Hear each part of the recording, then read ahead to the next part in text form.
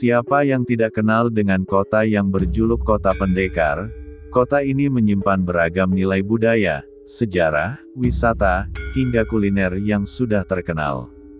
Terlepas dari hal itu, sebenarnya bagaimana sejarah awal mula berdirinya kota, yang juga mendapat julukan Kota Pecel ini? Madiun merupakan wilayah yang dirintis Ki Panembahan Ronggo Jumeno atau biasa disebut Ki Ageng Ronggo. Asal kata Madiun dapat diartikan dari kata, medi, atau hantu dan ayun-ayun, atau berayunan. Maksudnya adalah bahwa ketika Ronggo Jumeno melakukan babat tanah Madiun, terjadi banyak hantu yang berkeliaran. Penjelasan kedua karena nama keris yang dimiliki oleh Ronggo Jumeno bernama keris Tundung Mediun. Pada mulanya bukan dinamakan Madiun, tetapi Wono Asri. Pada sejarah Kabupaten Madiun disebutkan dua nama yaitu, desa atau kabupaten, Wonorejo dan Purbaya. Nama Madiun baru digunakan sejak tanggal 16 November 1590 Masehi, untuk menggantikan nama Purbaya atau Purabaya. Sejak awal, Madiun merupakan sebuah wilayah di bawah kekuasaan Kesultanan Mataram. Dalam perjalanan sejarah Mataram, Madiun memang sangat strategis, mengingat wilayahnya terletak di tengah-tengah perbatasan dengan Kerajaan Kadiri. Oleh karena itu pada masa pemerintahan Mataram banyak pemberontak-pemberontak Kerajaan Mataram, yang membangun basis kekuatan di Madiun. Seperti munculnya tokoh Retno Dumilah. Beberapa peninggalan Kadipaten Madiun, salah satunya dapat dilihat di Kelurahan Kuncen, di mana terdapat makam Ki Ageng Panembahan Ronggo Jumeno Pati Wonosari. Selain makam para Bupati Madiun, juga ada masjid tertua di Madiun yaitu Masjid Nur Hidayatullah. Artefak-artefak di sekeliling masjid, serta sendang atau tempat pemandian keramat. Kota Madiun, dahulu merupakan pusat dari Karesidenan Madiun, yang meliputi wilayah Magetan, Ngawi, Ponorogo, dan Pacitan. Meski berada di wilayah Jawa Timur, secara budaya, Madiun lebih dekat ke budaya Jawa Tengahan yaitu, Mataraman atau Solo Yogya, karena Madiun lama berada di bawah kekuasaan Kesultanan Mataram. Pada tahun 1948, terjadi pemberontakan yang dilakukan oleh PKI di Madiun, yang dipimpin oleh Musodi Dumus, Kecamatan Wungu, Kabupaten Madiun, yang sekarang dikenal dengan nama Monumen Kresek. Asal-usul nama Madiun, Sultan Trenggono adalah Sultan Demak ketiga, sekaligus juga yang terakhir. Beliau mangkat pada tahun 1546, di medan perang dalam usahanya menaklukkan daerah Pasuruan di Jawa Timur. Peristiwa tersebut membawa akibat timbulnya perang saudara, antar keturunan daerah Demak, untuk memperebutkan tahta kerajaan. Sultan Prawata, putra sulung Sultan Trenggono gugur dalam perebutan tahta itu. Tinggallah Pangeran Hadiri dan Pangeran Adiwijaya. Keduanya sama-sama menantu dari Sultan Trenggono. Yang keluar sebagai pemenangnya adalah Pangeran Adiwijaya. Atas restu Sunan Kudus, Pangeran Adiwijaya ditetapkan sebagai Sultan dan menetapkan Pajang sebagai pusat kerajaan. Bersamaan dengan penobatan Sultan Adiwijaya, dilantik pula adik ipar Sultan, yaitu putra bungsu Sultan Trenggono, yang bernama Pangeran Timur sebagai Bupati di Purabaya yang sekarang disebut Kabupaten Madiun.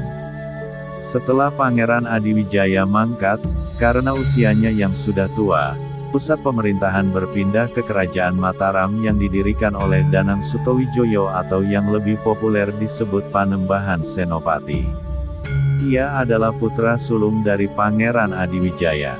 Sebagai seorang raja besar, Panembahan Senopati bercita-cita hendak menaklukkan para bupati di seluruh tanah Jawa, di bawah Panji Mataram. Diceritakan, Pangeran Timur setelah menjadi bupati di Purabaya, ia memerintah dengan adil dan bijaksana, rakyatnya aman dan makmur, ia disenangi oleh para bupati di Jawa Timur. Dalam memerintah, ia dikenal dengan sebutan Pangeran Ronggo Jumeno atau Panembahan Mediun. Dari kata Panembahan, yang berasal dari kata dasar sembah, sudah jelas bahwa Pangeran Timur memiliki kedudukan yang lebih tinggi dibanding para bupati yang lain, karena kepadanya orang menghaturkan sembah. Mungkin karena Pangeran Timur masih keturunan dari Raja Demak Bintoro. Beberapa bupati yang bersekutu dengan Pangeran Timur di Purabaya, yang tidak tunduk pada kekuasaan Mataram adalah Surabaya, Ponorogo, Pasuruan, Kediri, Kedu, Brebek, Pakis, Kertosono, Engrowo atau Tulungagung, Blitar, Trenggalek, Tulung atau Caruban, dan Jogorogo. Panembahan Senopati pernah menyerang Purabaya 2 kali, namun gagal. Dalam penyerangannya yang ketiga, Panembahan Senopati mengambil langkah-langkah yang menyangkut siasat dan strategi. Para prajurit dibekali dengan kemampuan dan keterampilan dalam mempergunakan senjata seperti keris, pedang, tombak, panah, dan ketangkasan menunggang kuda, serta mengendalikan kuda. Pasukan Panembahan Senopati dibagi menjadi pasukan inti dan pasukan kelas 2. Untuk mengecoh lawan, pasukan kelas 2 dilengkapi dengan segala atribut kebesaran perang, seperti genderang, panji-panji, dan umbul-umbul. Pasukan ini tugasnya mengepung Purabaya, dan datang dari arah yang berlawanan. Dalam penyerangan yang dijalankan oleh Panembahan Senopati, dibantu oleh 2 orang penasihat ahli perang, yaitu Ki Juru Mertani dan Ki Panjawi. Siasat pertama yang dijalankan oleh Panembahan Senopati, adalah mengutus seorang istrinya yang amat dikasihinya, untuk berpura-pura tunduk kepada pemerintahan Pangeran Timur di Purabaya. Tentulah Pangeran Timur bergirang hati. Diterimanya tanda tunduk dari Mataram. Melihat peristiwa itu, beberapa bupati yang menjadi sekutu Purabaya, lengkap dengan prajuritnya yang telah lama bersiaga di Purabaya, mulai pulang ke daerah masing-masing. Kabupaten Purabaya dinyatakan dalam keadaan aman dan tenang oleh Pangeran Timur. Dalam suasana seperti itu, prajurit Sandi Mataram segera menghadap kepada Panembahan Senopati di Mataram. Akhirnya dengan pertimbangan yang matang, Panembahan Senopati memimpin prajurit Mataram untuk menyerang Kabupaten Purabaya dari berbagai arah. Dan mendapat serangan tiba-tiba dari Mataram, Raden Ayu Retno Jumilah segera mengangkat senjata dan memimpin para prajurit Purabaya untuk melawan prajurit Mataram. Ia masih putri Pangeran Timur. Purabaya yang telah ditinggalkan oleh para sekutunya, menghadapi serbuan dari Panembahan Senopati dipertahankan sendiri sepenuhnya oleh pasukannya, itu pun yang mereka lawan adalah pasukan kelas 2. Tanpa mendapat perlawanan yang berarti, pasukan inti Mataram segera menyerbu pusat pertahanan terakhir, yang berada di kompleks Istana Kabupaten Purabaya. Dan pasukan pertama bertugas melindungi keluarga dan istana. Mereka bertempur dengan gagah berani melawan pasukan inti Mataram. Pertempuran yang sangat sengit itu terjadi di sekitar Sendang di dalam kompleks istana. Kata Mbedi Ayun akhirnya mengalami perubahan ucapan menjadi Mbediun, kemudian berubah lagi menjadi Mediun, dan yang terakhir adalah Madiun. Kabupaten Madiun ditinjau dari pemerintahan yang sah, berdiri pada tanggal Paro Terang, bulan Muharram, tahun 1568 Masehi, tepatnya jatuh hari Kamis Kliwon, tanggal 18 Juli tahun 1568 atau Jumat Legi, tanggal 15 Suro 1487 Jawa Islam.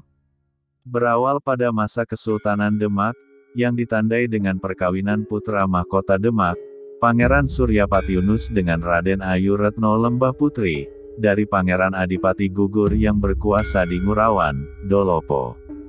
Pusat pemerintahan dipindahkan dari Ngurawan ke desa Sogaten dengan nama baru Purabaya atau sekarang Madiun. Pangeran Suryapatiunus menduduki kesultanan hingga tahun 1521, dan diteruskan oleh Kiai Reks Sogati. Sogaten sama dengan tempat Reks Sogati. Pangeran Timur dilantik menjadi bupati di Purabaya tanggal 18 Juli tahun 1568 berpusat di Desa Sogaten. Sejak saat itu, secara yuridis formal Kabupaten Purabaya menjadi suatu wilayah pemerintahan di bawah seorang bupati, dan berakhirlah pemerintahan pengawasan di Purabaya, yang dipegang oleh Kiai Reksogati atas nama Demak dari tahun-tahun 1518 sampai tahun 1568. Pada tahun 1575, pusat pemerintahan dipindahkan dari Desa Sogaten ke Desa Wonorejo atau Kuncen, Kota Madiun sampai tahun 1590. Pada tahun 1686, kekuasaan pemerintahan Kabupaten Purabaya diserahkan oleh Bupati Pangeran Timur atau Panembahan Rangga Jumena kepada putrinya Raden Ayu Retno Dumilah. Bupati inilah selaku Senopati Manggalaning, perang yang memimpin prajurit-prajurit mancanegara timur. Pada tahun 1586 dan 1587, Mataram melakukan penyerangan ke Purbaya, dengan Mataram menderita kekalahan berat. Pada tahun 1590, dengan berpura-pura menyatakan takluk, Mataram menyerang pusat istana Kabupaten Purbaya, yang hanya dipertahankan oleh Raden Ayu Retno Jumilah, dengan sejumlah kecil pengawalnya. Perang tanding terjadi antara Sutawijaya dengan Raden Ayu Retno Jumilah, dilakukan di sekitar Sendang di dekat Istana Kabupaten Wonorejo, Madiun.